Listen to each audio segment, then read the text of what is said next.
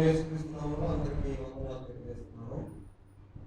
ఈరోజు మన అంశం అంధభక్తి.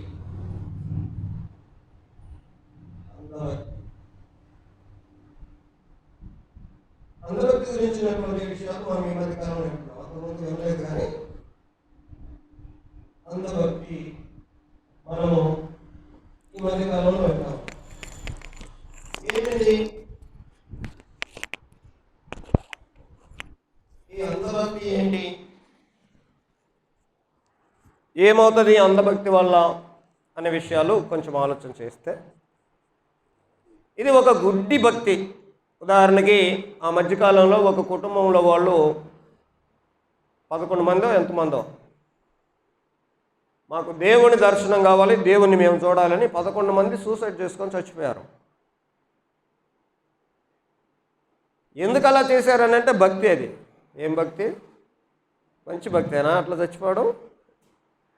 అట్లాంటి భక్తి చేస్తారు, కానీ భక్తిలో ఏమీ నిజాయితీ ఉండదు. అలాంటి భక్తి పేరిట లోకంలో చాలా అఘాయిత్యాలు, చాలా ఘోరాలు. మీకు ఒక మాట చెప్తా, ఒక సత్యం ఏంటంటే, ప్రపంచంలో జరిగిన రక్తపాతం, మనుషుల్ని చంపుకునే రక్తపాతం యుద్ధాల్లో జరుగుతుంది, కక్షల్లో జరుగుతుంది కదా. రక్తపాతం అంటే మనిషి చంపడం బలవంతంగా, కత్తితోనో దేంతో. ప్రపంచంలో జరిగిన రక్తపాతం, మతం పేరిట జరిగినంత రక్తపాతం ఇక వేరే ఏ యుద్ధాల వల్ల కూడా జరగలేదంట. రక్తపాతం జరిగింది యుద్ధాల వల్ల కాదు, ఎక్కువ దేనివల్ల? మతం పేరిట రక్తపాతాలు ఎక్కువ జరిగాయి. ఆశ్చర్యంగా ఉంది కదా మీకు? ఎందుకు నిర్దాక్షిణ్యంగా మరి మతం పేరిట ఒకరినొకరు అంత ఊచకోతలు కోసుకున్నారు అని అంటే, మంచిదేనా మనిషి అలా నరుక్కోవడం? ఎట్లాంటి భక్తి అది? అంధభక్తి. అంటే భక్తి పేరట ఏం చేస్తున్నామో తెలియదు.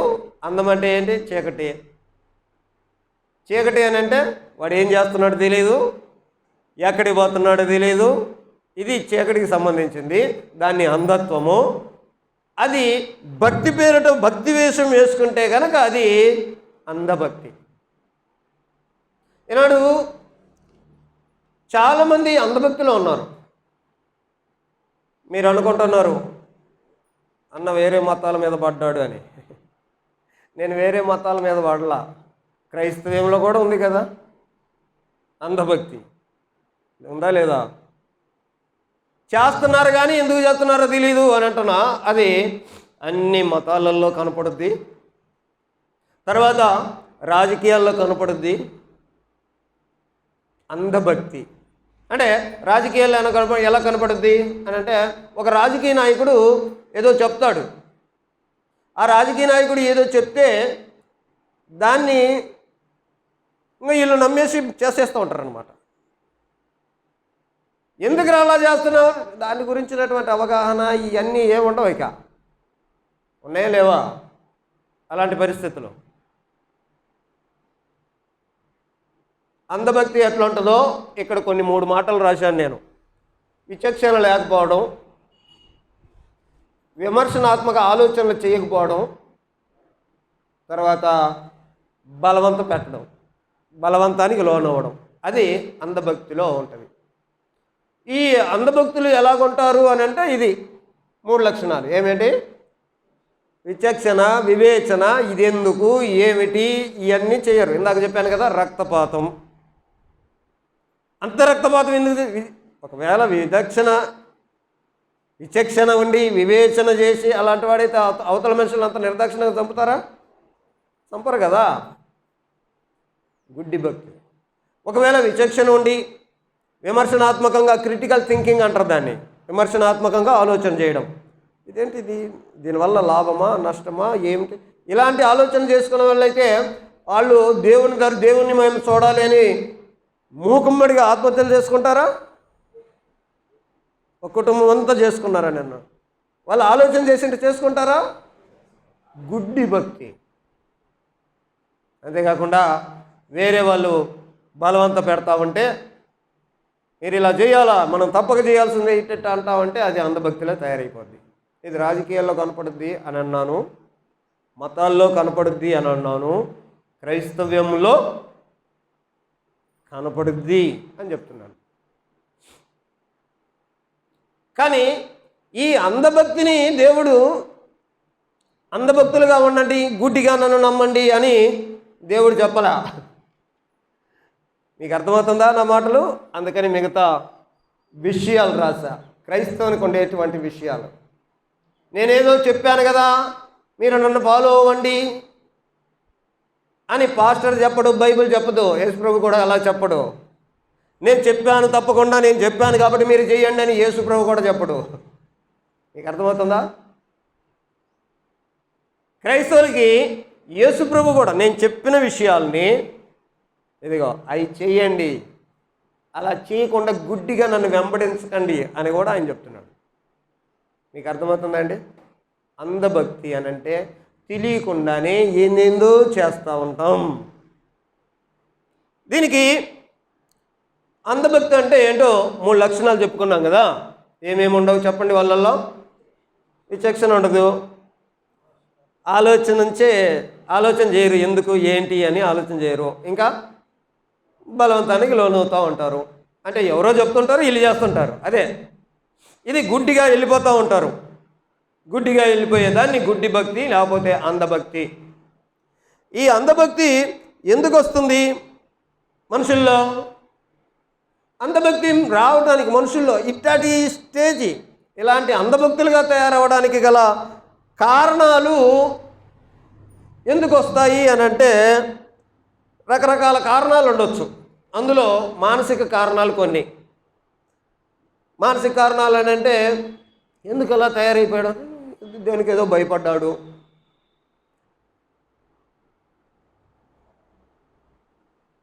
ఏదో అభద్రత, లేకపోతే ఏదో భావోద్రేకాలు, రకరకాల కారణాలు. దీనికోసమే కదా భక్తి చేస్తున్నాడు మనిషి. రకరకాల కారణాలు అంటున్నారు. అందులో సైకలాజికల్ థింకింగ్ ఉంటుంది. సైకలాజికల్ విషయాలు ఎక్కువగా ఇలాంటి అంధభక్తులను తయారు చేస్తూ ఉంటాయి. 2 సామాజిక పరమైనటువంటి విషయాలు. సమాజంలో ఎందుకు అందరూ చేస్తున్నారు మనం కూడా చేయాలరా అని సమాజం అంతా అందరు పోతున్నట్టుగా మేము చేస్తామని అంధభక్తులు వాళ్ళు చేస్తున్నారు, మేము చేస్తున్నాము. వాళ్ళలో ఏముండదు. ఇది సమాజంలో ఉండేటువంటి విషయాలు. సామాజిక కుటుంబ పరిస్థితులు, తర్వాత ప్రెజర్. అందరు పోతుంటే నువ్వు ఒక్కడు వేదురా అని అంటాడు ఒకడు. సో అందరు పోయినట్టే, అందరు చేసినట్టే అంధభక్తి చేయాల్సినటువంటి పరిస్థితి అవుతుంది. తర్వాత సామాజికంగా కొంతమంది చరిష్మా కలిగిన నాయకులు ఉంటారు. వాళ్ళు మాట్లాడితే అట్టే ఇంకా నిలబడిపోతాం. ఇంకా చరిష్మా కలిగిన నాయకుడు, ఉదాహరణకి మన దేశంలో మంచి చరిష్మా కలిగిన నాయకుడు అంటే మన ప్రధానమంత్రి. మోడీ మాట్లాడుతుంటే అందరూ ఇంకా అలా కూర్చొని వినాలా, అట్లా మాట్లాడతారు. చరిష్మా ఉంది ఆయనకి. ఆయన మాట్లాడుతూ ఉంటే అందరు కూర్చొని ఇంకా మోడీ ఏమో దేవుడు అన్నట్టుగా విధంగా తయారైపోతారు. ఇప్పుడు ఆయన స్పీచ్లో అలాగ మనుషుల్ని ఆకట్టుకుంటాయి. ఆఖరికి మోడీ కొన్ని చోట్ల ఏదో అన్నాడంట, దేవునికి నాకు డైరెక్ట్ కనెక్షన్ ఉంది అని మోడీ చెప్తుంటే ఆయన మాటలు వినేటువంటి చరిష్మా కలిగిన నాయకుడు చెప్పాడు, నాకు దేవునికి డైరెక్ట్ కనెక్షన్ ఉంది, దేవుడు నాకు డైరెక్ట్గా చెప్తుంటాడు అని చెప్తే భక్తులు ఆ మాటలు నమ్ముతారా నమ్మరా? అంధభక్తులు నమ్ముతారు. అది సాధ్యమా? వినండి, అంధభక్తులు కానటువంటి వారు ఎవరైతే ఉంటారో వాళ్ళు ఏం చేస్తారు? వీటికి ఆపోజిట్గా చేస్తారు. వీళ్ళు ఎందుకు ఇలా మాట్లాడేది? అంధభక్తులు ఏం చేస్తారు? దాని గురించి ఆలోచన చేయరు. ఈయన ఎందుకు ఇట్లా మాట్లాడింది, ఇది వాస్తవం అయిద్దా, ఇది నిజమవుతుందా, ఇది కాదా, అవి ఆలోచన చేయకుండా ఈయన గుడి కడదామన్నట్టు అంధభక్తులు తయారవుతారు. కానీ వివేచన కలిగిన వాళ్ళు ఆలోచిస్తారు. ఇదిగో మిగతా విషయాలు చెప్తా ఉన్నా. తర్వాత అది మేధస్సుకు సంబంధించినటువంటి విషయాలు, ఆలోచన చేయగల. అంధభక్తులు ఎందుకు అవుతారని అంటే, ఒకటి సైకలాజికల్ ఫ్యాక్టర్స్ ఉండొచ్చు, లేదా సమాజంలో అందరు పోతున్నారు కదా మేము కూడా ఇలా వెళ్తామని అనొచ్చు. వారి యొక్క తెలివికి సంబంధించి విషయాలు కూడా ఉండొచ్చు. ఎందుకనంటే కొంతమందికి తెలివి ఉంటుంది, కొంతమందికి తెలివి ఉండదు, కొంతమందికి ఆలోచిస్తారు, కొంతమంది ఆలోచించరు. ఇప్పుడు అంధభక్తులు అంటే ఆలోచించే వాళ్ళ, ఆలోచించని వాళ్ళ? ఆలోచించకుండా గుడ్డిగా వెళ్ళిపోయేవాళ్ళు. ఏమండి వింటున్నారా? కానీ ఆలోచించే వాళ్ళు ఉంటారు కదా, వాళ్ళు అంధభక్తులు కాలేరు, వాళ్ళు నిజమైన భక్తిలోకి వస్తారు. ఆ విషయాలు అర్థం చేసుకో. అది 3 విషయాలు, సైకలాజికల్ విషయాలు కావచ్చు, సోషల్ విషయాలు కావచ్చు, ఇంకా మన నాలెడ్జ్కి సంబంధించిన విషయాలు కావచ్చు. అంతేకాకుండా కొంత స్పిరిచువల్ విషయాలు కూడా కావచ్చు గుడ్డి భక్తులు కావడానికి. ఎందుకనంటే కొంతమంది నేను ఒక అద్భుతమైనటువంటి అనుభవాలు పొందాలా, డైరెక్ట్గా ఈ అనుభవాలు చూడాలా, ఇది చూడాలా, అది చూడాలా, ఆత్మీయమైనటువంటి ఆశ కొంతమందికి ఎక్కువ అయిపోయి, ఇందాక మనం మాట్లాడుకున్నామే 11 మంది కుటుంబం చచ్చారు. ఎందుకు చచ్చారు? దేవుణ్ణి దర్శనం చేసుకోవాలంట, దేవుణ్ణి డైరెక్ట్గా చూడాలంట అప్పుడు వాళ్ళు, అందుకని చచ్చిపోయారు. బతికుంటే వీలు కాదు, చచ్చిపోతే కానీ దేవుణ్ణి చూడడానికి వీలు కాదు. ఏమంటారు దీన్ని? ఇది ఆత్మీయమైనటువంటి కారకాలు, ఆత్మీయమైనటువంటి కారకాలు. సో ఇలాంటివి ఉంటాయి. తర్వాత ఇప్పుడు ఈ అంధభక్తులకి లేనివి ఏంటంటే, అంధభక్తులు ఎందుకు అవుతారు విషయాలు చెప్పాను. వాళ్ళలో లేనిది ఏంటంటే సింపుల్గా అర్థం చేసుకునే, ఇవి లేవు. ఆలోచన చేయరు, వివేచన ఉండదు, వ్యక్తిగత అనుభవం వారికి ఉండదు. ఇంకొక చిన్న విషయం కూడా చెప్తా మీకు. ఇప్పుడు ఇది ఎలా అంధభక్తులుగా మార్చబడతారు? వాళ్ళకు వాళ్ళే మార్చబడతారా? అలా మార్చబడటానికి రీజన్స్ ఏముంటాయి గుడ్డి భక్తులుగా అయిపోవడానికి అని అంటే, ఆలోచన చేస్తే ఇలాగున్న గుడ్డి భక్తుల్ని తయారు చేయడానికి కొంతమంది నాయకులు ఉంటారు. వారు మత నాయకులు కావచ్చు, రాజకీయ నాయకులు కావచ్చు. వాళ్ళకి కావాల్సింది ఏంటి? ఒక రాజకీయ నాయకుడికి కావాలి, ఏం కావాలి? నా వెనక 10 మంది ఉండాలి, వాళ్ళు నేను చెప్పినట్టు ఉండాలి. కాబట్టి వాళ్ళని నా చెప్పు చేతల్లో పెట్టుకోవాలా, నేను దూకమంటే దూకాలా, నిలబడమంటే. ఇలాంటి స్ట్రాటజీ నాయకుడికి ఉంటుందా ఉండదా? రాజకీయాల్లో ముఖ్యంగా అయ్యే ఉంటాయి. నేను ఒకసారి ఒక రాజకీయ నాయకుడి దగ్గరికి ఒక చిన్న పని మీద వెళ్తే అది చాలా చిన్న పని. ఒక ఆఫీస్లో ఒక పేపర్ తీసి నాకు ఇవ్వాలి అంతే, అదేం పెద్ద మ్యాటర్ కాదు. దానికి అతను నన్ను 3 రోజులు తిప్పుకున్నాడు. వెళ్దాం ఉండు, టీ తగ్గిపోదాం అంటే ఒక చోట కూర్చో పెడతాడు, ఇంకో చోట ఇట్లా 3 రోజులు తిప్పాడు నన్ను. నీతో వద్దులే అని నేనే నేరుగా ఆఫీస్కి వెళ్ళి ఆ పేపర్ నాకు ఇవ్వండి అని తెచ్చుకున్నా. కానీ రాజకీయ నాయకుడు వెంబడి వెళ్తే ఏమైంది? నన్ను అంటే ఆయన ఏదో పని చేస్తున్నట్టు, తన వెనకాల అనుచరులు ఉన్నట్టు. పాలిటిక్స్ అంటే ఇంతేనండి. దయచేసి ఈ పాలిటిక్స్లో ఎక్కువ మంది అంధభక్తులు తయారైపోతున్నారు అనుకుంటున్నాను నేను. చరిష్మా కలిగినటువంటి నాయకుల్లో వాళ్ళ మాటలకి లోబడి దూకమంటే దూకుతున్నారు, తిట్టమంటే తిడుతున్నారు. ఇప్పుడు సోషల్ మీడియాలో మన రాష్ట్రాలు, మన దేశం ఎట్టుంది చూడండి ఒకసారి, వాస్తవాలు చూడండి. నిన్న ఎవరో ఒక ఆమె లేడీ అంటుంది, అసలు ఆమె అట్లా మాట్లాడిన ఎట్లా వస్తుందో అంత భాష. రాయపట్టి అరుణ జగన్మోహన్ రెడ్డి గురించి విషయాలు మాట్లాడుతుంది, ఒక లేడీ మాట్లాడకూడని మాటలు. ఇప్పుడు నేను అంటున్నాను, ఎందుకు అలా మాట్లాడుతుంది? అయ్యో ఇలా మాట్లాడొచ్చా, మాట్లాడకూడదు అని ఉందా? ముఖ్యమంత్రి ఉంటే ముఖ్యమంత్రిని రేయ్ వాడు వీడు అని సామాన్య ప్రజలు మాట్లాడుతున్నారు. మాట్లాడొచ్చా అండి వాస్తవంగా? ఏమైంది మరి వివేచన? మాట్లాడొచ్చా? అధికారి కదా ఆయన, ఎవరైనా కానీ. నేను ఏ రాజకీయ పార్టీ కాదు, మళ్ళీ అట్ట అనుకున్నారు నన్ను. నేను ఏ రాజకీయ పార్టీకి సంబంధం లేదు, పాలిటిక్స్కి నాకు సంబంధమే లేదు. అయితే మనుషులు ఇలాగన మూఢభక్తిలోకి వెళ్ళిపోతున్నారు, అంధభక్తిలోకి వెళ్ళిపోతున్నారు. ఆలోచన లేకుండా, వివేచన లేకుండా, ఆలోచన లేకుండా ఎందుకు ఇలా తయారైపోతున్నారు అనే విషయాలు మనుషులకు అర్థం కావడానికి ఈనాటి నేను సందేశం ఇస్తున్నా, అంధభక్తుడు అని.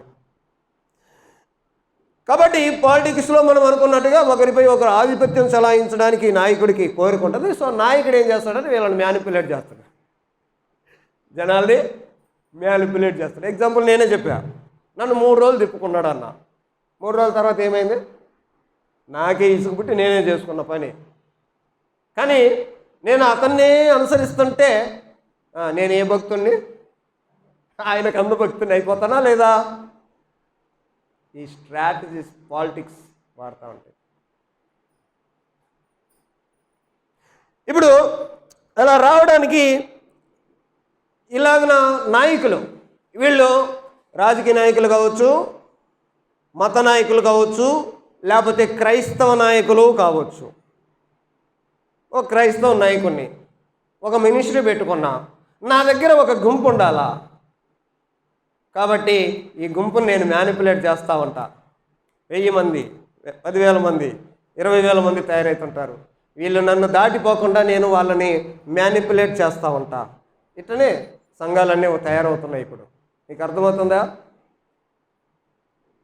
ఒకటి దెయ్యాలని అలాంటి మినిస్ట్రీ, స్వస్థతల మినిస్ట్రీ, దర్శనాల మినిస్ట్రీ, జాతకాలు చెప్పే మినిస్ట్రీ.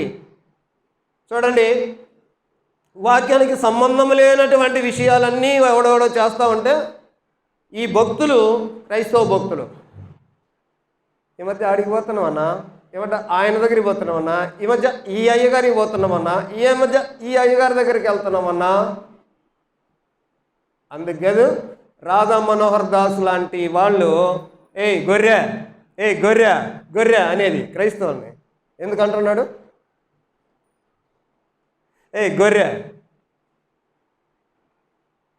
క్రైస్తవులు అనుకుంటున్నారు యేసు ప్రభు మా కాపురి, మేము గొర్రెలం అని. ఆడే ఎగతాళి చేస్తూ మాట్లాడుతున్నాడు మిమ్మల్ని. గొర్రె అంటే అర్థమేంటి? ఎగతాళి. మీకు బుర్ర లేదు, ఆడేం జరుగుతుందో మీకు తెలియదు, కానీ వెళ్తూ ఉంటారు గొర్రె గొర్రె అని ఎగతాళి చేస్తుంటే దానికి అర్హులే చాలామంది క్రైస్తవులు. మరలా చెప్తున్నా, ఇలాగన మిమ్మల్ని మ్యానిపులేట్ చేయడానికి నాయకులు, మతపరమైన నాయకులు కావచ్చు, అది ఏ మతమైన కావచ్చు, రాజకీయ నాయకులు కావచ్చు. దానికి వాళ్ళు ఏం చేస్తారో తెలుసా? పదే పదే పదే పదే అవే విషయాలు మాట్లాడుతుంటారు. కొంతమంది మ్యానిపులేషన్ ఎలాగుంటుందంటే, మాకు తెలిసిన ఒక ఫ్యామిలీలో ఇలా మ్యానిపులేట్ చేస్తారు. ఎట్లా మ్యానిపులేట్ చేస్తారంటే, అంతేలే నేను మీ బాబాయిని కాదు, మీ నాయన ఉంటే కనుక అప్పుడు ఇట్లనే మాట్లాడకుండా ఉండేటరా.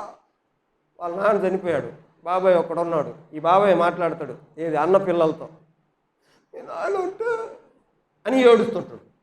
ఆ పిల్లలు ఎలా మ్యానిపులేట్ అవుతారు? ఇక చూసారా, ఏడవలసిన కారణం అక్కడ లేదు. కానీ ఇతను ఏం చేస్తాడంటే వాళ్ళని మ్యానిపులేట్ చేసి వాళ్ళు ఇక మీదట నా కంట్రోల్లో ఉండాలా అని ఆ టెక్నిక్ యూజ్ చేస్తే ఇక వాళ్ళు ఏం చేయాలన్నా ఈయన దగ్గరికి వచ్చి ఈయన కాళ్ళ దగ్గర పడి ఉండాలా. ఇది మ్యానిపులేషన్ అండి. పదే పదే ఆడవటం, తర్వాత భయం పుట్టించడం, తర్వాత విపరీతమైన ప్రేమ చూపడం, విపరీతమైన ప్రేమ చూపించడం. ఒక తల్లి ఒక కొడుకు పెళ్లి చేసింది. పెళ్లి చేసి నా కొడుకు ఎక్కడ దూరం అవుతాడో అని కోడలను ఒక గదిలో పండబెట్టి ఈ కొడుకు దగ్గర ఏమవుండి సేవలు చేస్తుంటుంది. ఏంటిది? ప్రేమే. ఏమన్నంటే తల్లి ప్రేమ కాదనిలేము మరి, కానీ ఎలాంటి ప్రేమ ఇది? విపరీతమైన ప్రేమ. సో ఇవన్నీ ఎందుకు? మనుషుల్ని అంధభక్తులు చేయడానికి ఉపయోగించుకునే. ఎందుకు ఇలా తయారవుతారంటే మీ మీద ఏదో ఎఫెక్ట్ చూపిస్తుంది, ఆ ఎఫెక్ట్ ఇలా జరుగుతుంది అనే విషయాలు అర్థం కావడానికి చెప్తాను. ఇది ఎమోషనల్ మ్యానిపులేషన్. నిన్ను ఎమోషన్ గురి చేసి నీ మీద ఎక్కువ ప్రేమ చూపించి, నీకు ఎక్కువ భయం చూపించి, ఓకే. ఇంకా నీ మీద ఎక్కువగా జాలి పడేటట్టు, మీరు ఎక్కువగా జాలి పడేటట్టు చేస్తారు, ఇది ఒకటి. తర్వాత సైకలాజికల్ ఎఫెక్ట్స్ ఉంటాయి. అవి మైండ్ గేమ్స్ ఆడుతూ ఉంటారు. మైండ్ గేమ్స్ చాలా సందర్భాల్లో మనము అనుకుంటాం, వాళ్ళు అని సపరేట్. ఇవన్నీ మైండ్ గేమ్స్. ఇవన్నీ రాజకీయ నాయకులు ఎక్కువగా వాడుతుంటారు. మతపరమైనటువంటి విషయాలు కూడా నాయకులు కూడా ఎక్కువగా మాట్లాడుతుంటారు. ఒక్కొక్కరు మాట్లాడుతుంటే ఓహో అనిపిస్తుంటుంది, వీళ్ళకి దారి తప్పిపోతూ ఉంటారు. ఇతర కారకాలు కూడా ఉంటారు. పదే చెప్పిందే చెప్పడం అబద్ధమే. అది 10 సార్లు చెప్పాడు అనుకో, ఏమైంది? మీరు నిజం అనుకుంటుంటారు. మన భారతదేశంలో ఇదే జరుగుతుంది ఇప్పుడు. ఏంటంటే హిందూ మతానికి ప్రమాదం ఉంది అని చెప్తుంది. ఏం ప్రమాదం ఉంది? ఆలోచన చేస్తే ఏం ప్రమాదం ఏమి లేదు. కానీ దాన్ని ప్రజల్లోకి పదే ఇలా చెప్పడం వల్ల. అంతేకాకుండా కొన్ని స్లోగన్స్ ఉన్నాయి కదా, ఈ మధ్య కాలం వచ్చిన స్లోగన్స్. ఇవన్నీ ఏం చేస్తున్నాయి? వినాయక చవితి రోజు కూడా ఇంకొక దేవుని స్లోగన్ చెప్తాడు ఒకడు. మొత్తం మీద అది స్లోగన్. అందరూ ఇతర మతాలను అంటున్నారేమో, హోసన్నా అనే స్లోగన్. మాట తిరిగితే హెబ్రోన్, మాట ముగిస్తే హెబ్రోన్ స్లోగన్. ఏమంటారు మీరు? క్రైస్తవంలో లేదా ఇది? ఉందా లేదా? జనాలు ఎలాగైనా గుడ్డి భక్తులు అయిపోతున్నారు చూడండి. ఒక సిద్ధాంతపరమైనటువంటి విషయాలు చెప్పి ఆ సిద్ధాంతం పదే చెప్పి ఇంకా నువ్వు అదే అని నిన్నటి తయారు చేస్తారు. ఒక స్లోగన్ చెప్పి అట్నే చేస్తాను. ఆ తర్వాత నా గుర్తులు చూపించడం, ఇలాగ చేయడం ద్వారా మనుషులకి వేరే భావజాలాన్ని ఎక్కించి మిమ్మల్ని గుడ్డి భక్తులు చేస్తారు. ఇది అంధభక్తి. ఈ అంధభక్తి ఎట్లా ఉంటుంది ఫైనల్గా అంటే, ఒక నాయకుడిని గుడ్డిగా నమ్మేస్తుంటారు. ఇంకా అంధభక్తి అంటే ఒక నాయకుడిని గుడ్డిగా నమ్మేస్తుంటారు. ఆయన ఏం చెప్తే అది. తర్వాత వాళ్ళు ఏదన్నా చెప్పారు అని అంటే దాన్ని ప్రశ్నించడం ఉండదు. ఇంకా గుడ్డి భక్తులకి, అంధభక్తులకి ఒక నాయకుడిని గుడ్డిగా అనుసరించడం, ఆయన ఏం చెప్తే చెప్పడమే కానీ ఆయనను ప్రశ్నించడం ఇలాంటివి ఉండవు. తర్వాత మతోన్మాద భక్తిలోకి మారిపోవడం. మతోన్మాదం, ఆయన ఏదో చేయమంటాడు, వీళ్ళు ఏదో చేస్తారు. ఇంకొకరికి తొత్తులుగా భావజాలం, వేరే భావజాలం కలిగిన వారి, ఇది అంధభక్తి. వాళ్ళు ఏదైనా చెప్పారు, ఇది ఎందుకయ్యా, చేయొచ్చా చేయకూడదా అని ప్రశ్నించేది ఉండదు. ఒకవేళ ప్రశ్నించాడు అనుకోండి, వాస్తవాలు ఏందో బయటకు వస్తాయి. మీకు అర్థమవుతుందా? ఈ మధ్యకాలంలో నేను చాలా వింతైన విషయం విన్నాను. నేను మన ప్రధానమంత్రి 10 సంవత్సరాలు ఆల్రెడీ అయిపోయి ఇప్పుడు మళ్ళా పాలనలోకి వచ్చాడు. 11 సంవత్సరాలు అయింది. ఈ 11 సంవత్సరాల్లో పబ్లిక్ ప్రెస్ మీట్ ఒకసారి కూడా పెట్టలేదంట. 1-2 సార్లు పెట్టాడంట. కానీ ఆ ప్రెస్ మీట్ సెలెక్ట్ చేసుకున్న ఒక విలేకరిని కూర్చోబెట్టి ఆయన ప్రశ్నలు అడిగితే ఈయన చెప్తాడంట. అది 2 జరిగాయి. ప్రెస్ మీట్ అంటే ఏంటి చెప్పనా?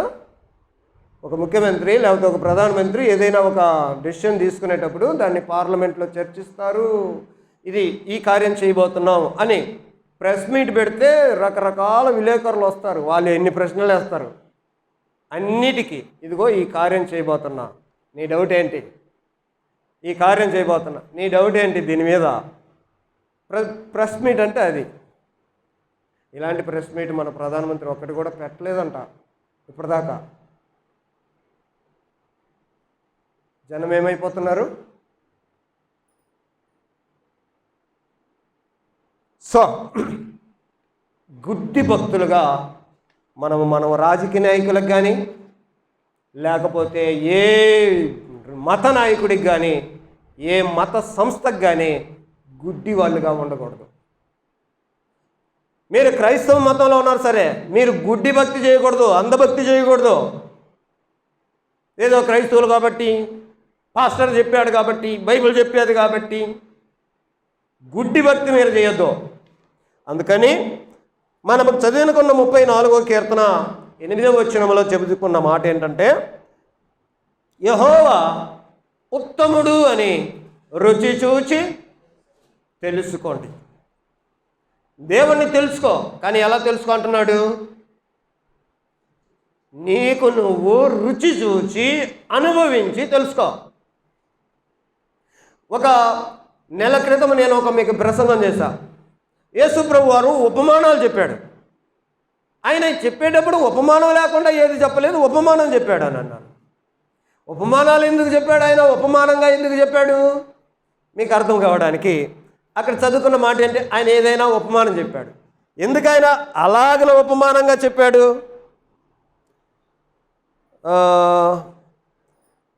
మత్తయి సువార్త 13వ అధ్యాయం 15వ వచనంలో, మత్తయి సువార్త 13వ అధ్యాయం 15వ వచనంలో, ఈ ప్రజలు కన్నులారా చూచి చెవులారా విని హృదయముతో గ్రహించి మనసు తిప్పుకొని నా వలన స్వస్థత పొందకుండున్నట్లు వారి హృదయములు క్రొవ్వినది, వారి చెవులు మందమైనవి, వారు తమ కన్నులు మూసుకొని ఉన్నారు. వారు వినుటకు మట్టుకు విందురు కానీ గ్రహింపరు,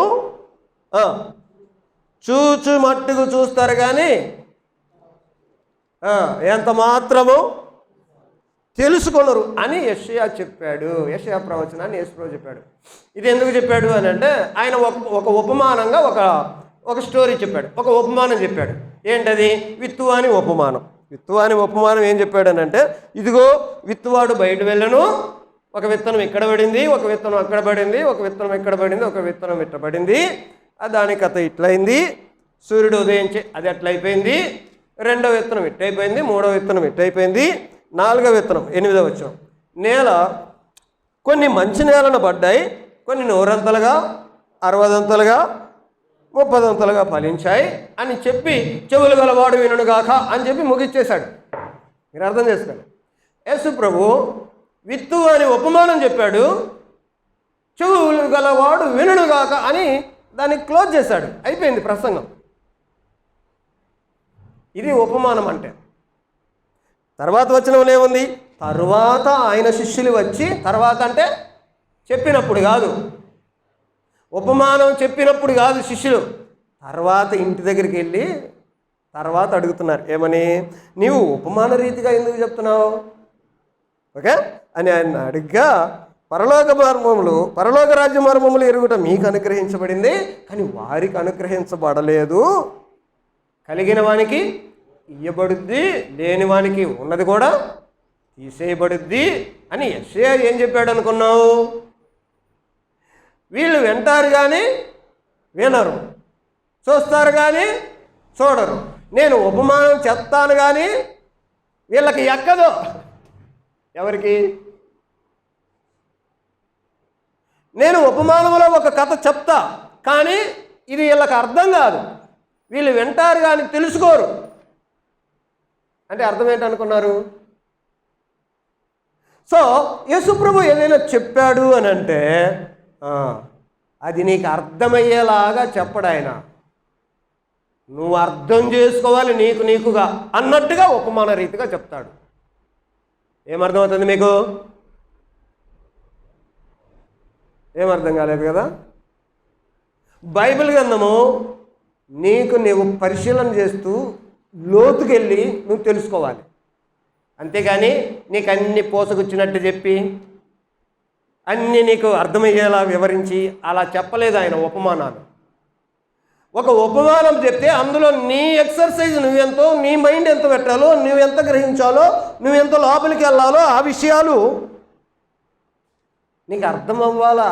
కాబట్టి ఏదైనా ఒక విషయం చెప్తే ఆలోచన చేసి, గ్రహించి, పరిశీలించి, లోతు తెలుసుకొని దాని గురించినటువంటి ధ్యానం చేసిన వాడికి దాని సారం ఏమర్థమవుతుంది. అలా చేయని వాడికి ఇంకా కఠినమైపోద్ది.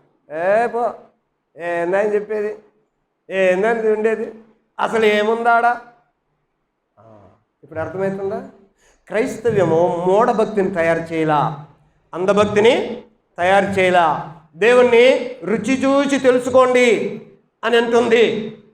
నేను చెప్పిన సంగతులు మీరు గుడ్డిగా నమ్మనవసరం లేదు, మీరు గ్రహించాలి, మీరు తెలుసుకోవాలి అని బైబిల్ గ్రంథం చెప్తా ఉంది. దేవుని పిల్లరా, లేఖనాల్ని గ్రహించాలి. చెప్పినట్టు ఆయన ఏదో చెప్పింది, బైబిల్ ఏదో చెప్పింది, పాస్టర్ ఏదో చెప్పిండని కాదు, మీకు మీరుగా గ్రహించాలి. అంధభక్తులకు ఏమీ లేదు, ఏమీ లేవు. అంధభక్తులకి విచక్షణ ఉండదు, వివేచన చెయ్యరు, ఇంకా విమర్శనాత్మకంగా క్రిటికల్ థింకింగ్ ఉండదు, బలవంత పెట్టబడుతుంటారు. మీరు చేయండి అని అంటే చేస్తుంటారు. ఇదే అన్నిట్లో చూస్తా ఉన్నా. క్రైస్తవం అలాంటిది కాదు పిల్లలు. దేవుడే అంటున్నాడు, నన్ను రుచి చూచి తెలుసుకోండి. యేసు ప్రభు బోధలు ఉపమాన రీతిగా చెప్తూ వచ్చాడు. ఎందుకు ఉపమానం అని అంటే, ఆ ఉపమానము నిన్ను ఆలోచింపజేసే విధంగా ఉండాలి, నిన్ను ఆలోచింపజేసే విధంగా ఉంటుంది. అందుకని ఉపమానాలు చెప్పాడు ఆయన. ఇప్పుడు ఉదాహరణకి విత్తు అని ఉపమానం, తర్వాత శిష్యులు అడిగాడు కాబట్టి విత్తు అని ఉపమానం మనకు అర్థమైంది, ఎందుకంటే ఆయన తర్వాత చెప్పాడు. ఒకవేళ ఆయన వివరించకపోతే నీకు అర్థమైందా? అది అర్థం కావాలంటే ఏం కావాలా? నువ్వు బుర్ర పెట్టాలా కదా. ప్రేమ దేవుని పిల్లలు, క్రైస్తవుడు ఎలా తయారవ్వాలో చూడండి. ఈనాడు చాలామంది గుడ్డి భక్తి చేస్తున్నారు. క్రైస్తవుల్లో కూడా గుడ్డి భక్తి. మేము క్రైస్తవులం, క్రైస్తవ తల్లిదండ్రులకు పుట్టాం కాబట్టి మేము క్రైస్తవులం, క్రైస్తవ పాలెల్లో ఉన్నాం కాబట్టి మేము కూడా క్రైస్తవం. ఏం భక్తి ఇది? గుడ్డి భక్తే, నిజమైన భక్తేనా? ఏమంటారు మీరు? గుడ్డి భక్తి నుండి బయటికి రావాలా. అందుకనే మనం నేర్చుకోవాల్సిన సంగతులు నేర్చుకోవాలి. ఏం నేర్చుకుంటున్నామంటే, దేవుణ్ణి మనముగా పర్సనల్గా టేస్ట్ చేసి రుచి చూసి తెలుసుకోవాలా. యేసు ప్రభు కూడా ఉపమానాలు ఎందుకు చెప్పాడు అని అంటే, దాని గురించి నువ్వు ఆలోచన చేయాలా. ఇప్పుడు వాక్యం విన్నావు అని అంటే ఇంటికి వెళ్ళి ఆలోచన చేయాలి. నువ్వు ఏంటి ఈరోజు ఇలా చెప్పాడు, దాని సంగతి ఏంది, దాని మర్మం ఏంటి, దాన్ని చేస్తే ఏమవుతుంది, దాన్ని చెయ్యకపోతే ఏమవుతుంది, ఇంటికి వెళ్ళి ఆలోచన చేయాలా. దివారాత్రము దాన్ని ధ్యానించేవాడు ధన్యుడు అని అంటే, పశువు ధ్యానించడం అంటే మెడిటేషన్. పశువు గడ్డి తిని పొలంలో ఇంటికి వచ్చి నెమరు వేసినట్టు క్రైస్తవులు వాక్యం విని ఇంటికి వెళ్ళి మెడిటేట్ చేయాలా. అందుకు ప్రసంగం వింటాం. ప్రసంగం వింటే ఇందులో ఉన్నటువంటి విషయాలు నువ్వు ఆలోచన చేయాలా. అంతేగాని ఈయన చెప్పాడు మీరు చేయాలని కాదు, నీకు మీరు తెలుసుకోవాలా, మీరు గ్రహించుకోవాలా. అది నిజమైన భక్తి చేసేటట్టు అవుద్ది. లేకపోతే గుడ్డి భక్తులు అవుతారు, అంధభక్తులు అవుతారు. పాస్టర్ వెంబడి పోతుంటారు. పాస్టర్ ఎట్ట బొమ్మంటే పాస్టర్ ఏం చేయమంటే అది చేస్తుంటారు. అట్టనే వేలకు వేలు అని పెద్ద గుంపులు తయారు చేసుకుంటున్నారు అయ్యగారులు. మీరు అర్థం చేసుకోండి, వాక్యానుసారము కానీ పరిచర్యలు జరుగుతూ ఉన్నాయి. అది ఏ భక్తి అని అంటే, నేను అంధభక్తి అంట. స్థానిక సంఘం విలువలు, స్థానిక సంఘ బాధ్యతలు, స్థానిక సంఘం అంటే ఏమిటో తెలియకుండా అడిగిపోతున్నామయ్యా. ఈ మధ్య ఈయన దగ్గరికి పోతున్నామయ్యా, ఈయన దగ్గరికి పోతే బాగుందయ్యా. ఏమర్థమైంది నీకు? భక్తి అంటే, క్రైస్తవ భక్తి అంటే అదే? బైబిల్ తెరిచి చూడండి. సో కొన్ని విషయాలు మీకు చెప్పాలి. నేను త్వరగా కొన్ని వచనాలు చెప్తా, మీరు ఆ వచనాలు చదవాలి. బైబిల్ గ్రంథం ఏం చెప్తుందనంటే, లూకాసు వార్త 24వ అధ్యాయం 15వ వచనంలో, లూకాసు వార్త 24వ అధ్యాయం 15వ వచనంలో, మీరు త్వరగా తీయకపోతే నేనే తీసుకుంటూ చెప్పుకుంటూ వెళ్ళిపోతా. తీస్తుంటే మీకు అర్థమవుతాయి కాబట్టి మీరు త్వరగా తీసి, వారు సంభాషించుచు ఆలోచించుకొంచుండగా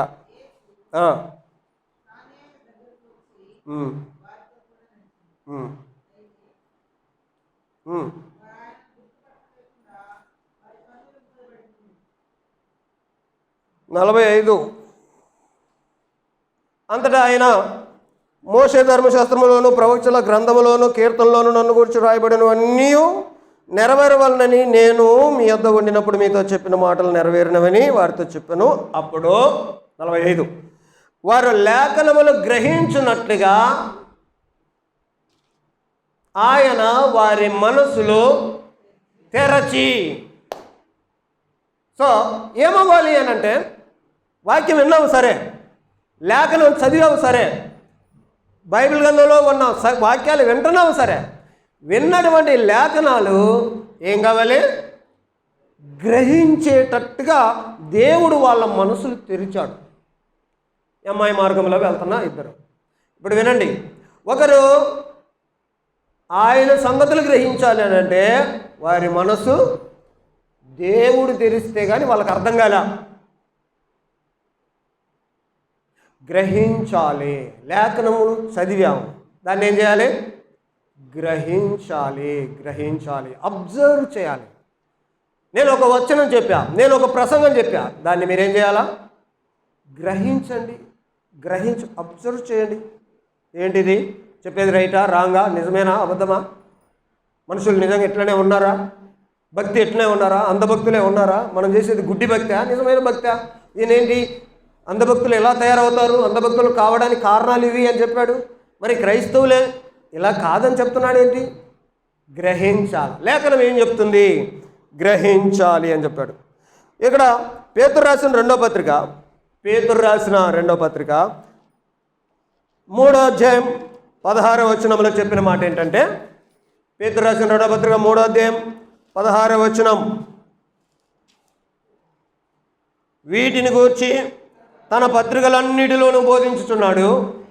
అయితే వాటిలో కొన్ని సంగతులు గ్రహించుటకు కష్టమైనవి. వీటిని విద్యావిహీనులు, అస్థిరులైన వారు తక్కిన లేఖనములను అపార్థము చేసినట్టు తమ స్వకీయ నాశనమునకు అపార్థం చేస్తారు. ఏనండి, లేఖనాలు పేతురు చెప్తున్నాడు. నేను చెప్పే సంగతులు పౌలు గారు కూడా చెప్పారు, కానీ పౌలు గారు చెప్పిన సంగతులు గ్రహించడానికి చాలా కష్టంగా ఉన్నాయి. వాటిని విద్యావిహీనులు, అస్థిరులు అపార్థం చేసుకుంటారు అని అన్నాడు. వినండి, గ్రహించాలి. అందరికి అర్థమైతే ఆ గ్రహింపు? పౌలు గారు చెప్పేవి చాలా డెప్త్గా ఉన్నాయి. పేతురు చెప్తున్నాడు, పౌలు కూడా రాశాడు, ఆ రాసిన సంగతులు చాలా డెప్త్గా ఉన్నాయి. అవి డెప్త్గా ఉన్నాయి కాబట్టి అర్థం చేసుకోవాలంటే కొంతమందికి అవి అర్థం కావు, అపార్థం చేసుకుంటారు. ఎవరు వాళ్ళు? విద్యావిహీనులు, చదువు లేని వాళ్ళు, అస్థిరులు. తక్కిన వాటిని అపార్థం చేసుకున్నట్టు ఈయన చెప్పిన విషయాలు కూడా అపార్థం చేసుకుంటారు. సో లేఖనాలని అపార్థం చేసుకోకూడదు, వాటిని గ్రహించాలి అనే మాటలు చూస్తాం. తర్వాత మత్తయి సువార్త 22వ అధ్యాయం, 29వ వచనంలో, మత్తయి సువార్త 22వ అధ్యాయం 29వ వచనం,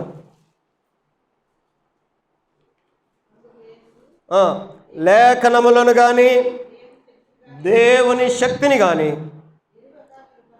ఎరుగక మీరు పొరబడుతున్నారు. చాలామంది అండి లేఖనాల్ని గ్రహించమని బైబిల్ గ్రంథం చెప్తా ఉంటే లేఖనాలు గ్రహించకపోగా ఏం చేస్తున్నారు? ఇందాక చదివిన పేతురు పత్రికలో అపార్థం చేసుకుంటారు. ఇప్పుడు చదివిన మాటల్లో లేఖనాలను ఏం చేసుకుంటారు? పొరబడతారు. ఉన్నారా లేరా ఇటోళ్ళు? వచనాలు చాలా ఉంటాయి.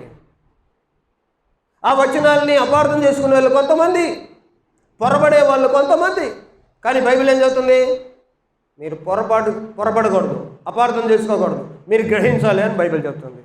అందా మరి ఆ నాలెడ్జ్ మనకి క్రైస్తవుల్లో ఇలా ఉండాలి. బైబిల్ చెప్పేది అది, బైబిల్ మీరు ఇలాగ ఉండాలి అని గ్రహించమని చెప్పేది. అంతేగాని గుడ్డిగా ఏదో మీరు అపార్థం చేసుకోవద్దు.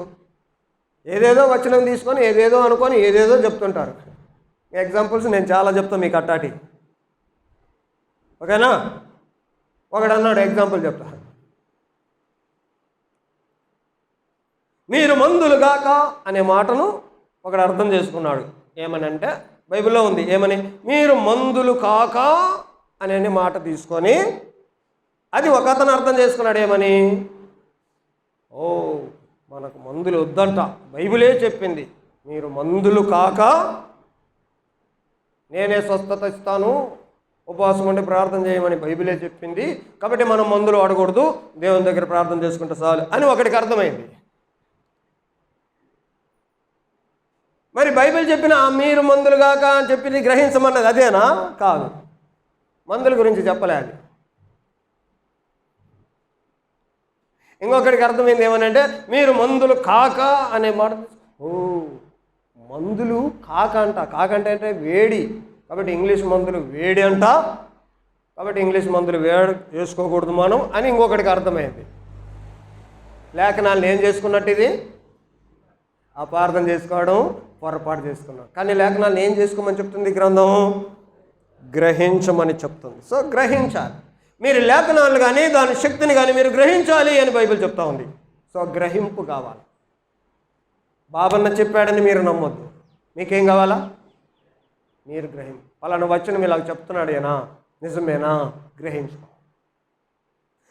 ఇంకా కొన్ని వచనాలు చదివితే అపోస్తుల కార్యములు 25వ అధ్యాయం 15వ అధ్యాయం, అపోస్తుల కార్యములు 25వ అధ్యాయం 15వ వచనము 15వ అధ్యాయం 21వ వచనంలో అక్కడ బెరయా సంఘం గురించిన మాట మనం జ్ఞాపకం చేసుకుంటే,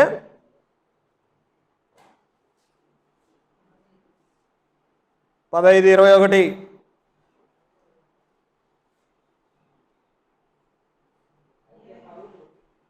ఏలయనగా సమాజ మందిరముల్లో ప్రతి విశ్రాంతి దినమున మోషే లేఖనములను చదువుట వలన మునుపటి తరాల నుండి అతనికి నియమమును ప్రకటించేవారు ప్రతి పట్టణములోనూ. సో ఇక్కడ ఏం చెబుతానంటే చదవాలి లేఖనాలు అంటారు. సో గ్రహించాలి అంటే ఏం చేయాలి? వినండి, లేఖనాలను మీరు గ్రహించాలి, పొరపాటు చేసుకోకూడదు, అపార్థం చేసుకోకూడదు. గ్రహించాలి అని అంటే మీరు చేయాల్సిన పనులు మొదట మీరు చదవాలి. రోమీలకు రాసిన పత్రిక 11వ అధ్యాయం 2వ వచనములో, రోమీలకు రాసిన పత్రిక 11వ అధ్యాయం 2వ వచనములో, తాను ముందెరిగిన తన ప్రజలను దేవుడు విసర్జింపలేదు. ఏలియాను గూర్చిన భాగములో లేఖనము చెప్పినది మీరు ఎరగలేదా?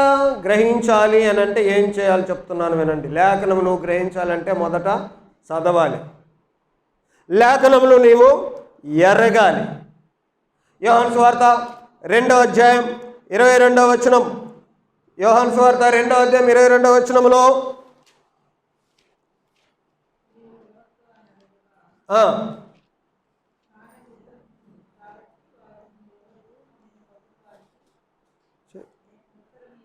ఏమొద్దులే, 2వ అధ్యాయం 22వ వచనం చెప్తున్నాను. ఆయన మృతుల్లో నుండి లేచిన తర్వాత ఆయన ఈ మాట చెప్పెను అని ఆయన శిష్యులు జ్ఞాపకం చేసుకొని లేఖనమును, యేసు చెప్పిన మాటను నమ్మిరి. లేఖనమును నమ్మిరి. 3 చెప్పాను. చదవాలి, ఎరగాలి, నమ్మాలి. దేనిని? లేఖనాలు. లేఖనాలను గ్రహించాలి అని అంటే ఈ 3 జరగాలి. ఇంకొక విషయం కూడా చెప్తా, నమ్మాలి అనే మాట.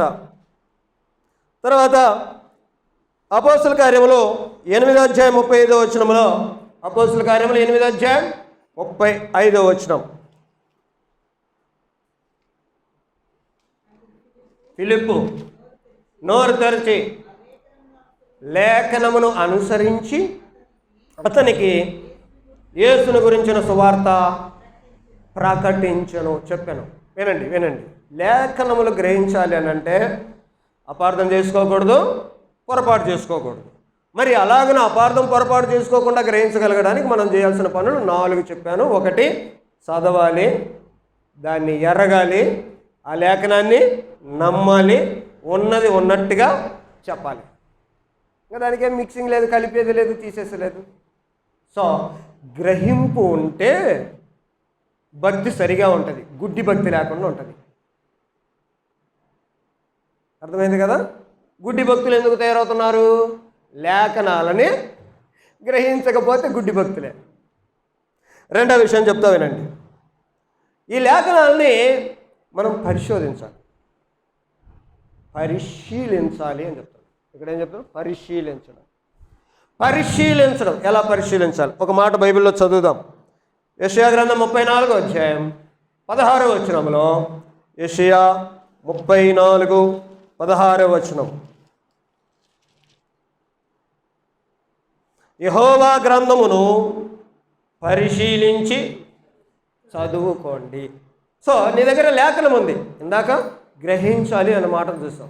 నీ దగ్గర గ్రంథం ఉంది, గ్రహించాలి అనే మాట చూసాం. గ్రహించడానికి పొరపాట్లు అపార్థాలు ఉండకూడదని చెప్పాం. గ్రహించడానికి ఏమేమి ఉన్న విషయాలు 4 చెప్పాం, అయిపోయింది. ఈ లేఖనాల్ని అంతేకాదు గ్రహించడం, పరిశీలించి, గ్రంథాన్ని పరిశీలించి చదువుకోవాలి. సో బైబిల్ చదువుతున్నావు అని అంటే ఎలా చదవాలి? మరి చదివిన మాట చెప్పండి నాకు చాలు. పరిశీలించి చదవాలి. అందుకని నేను బైబిల్ స్టడీకి రమ్మంటుంటా మిమ్మల్ని. ఎందుకని? We are doing discovery Bible study, పరిశోధనాత్మక బైబిల్ స్టడీ చేస్తున్నాం. రండి పరిశోధిద్దాం, రండి పరిశీలిద్దాం, చేద్దాం, రండి. కేవలం నేను చెప్పేది కాదండి, మీకు మీరుగా ఏం తెలుసుకున్నారు అది చెప్పండి, మాకు కూడా తెలుస్తుంది. ఇలా గ్రూప్ స్టడీ చేద్దాం రండి అని చెప్తాను. ఓకే, గ్రంథమును పరిశీలించి చదవాలి. గ్రంథాన్ని చదువుతున్నాము అని అంటే పరిశీలించి చదవాలి. ఏమంటే గుడ్డి భక్తులకు ఇదంతా ఉంటుందా? పరిశీలించి చదవడం ఉంటుందా?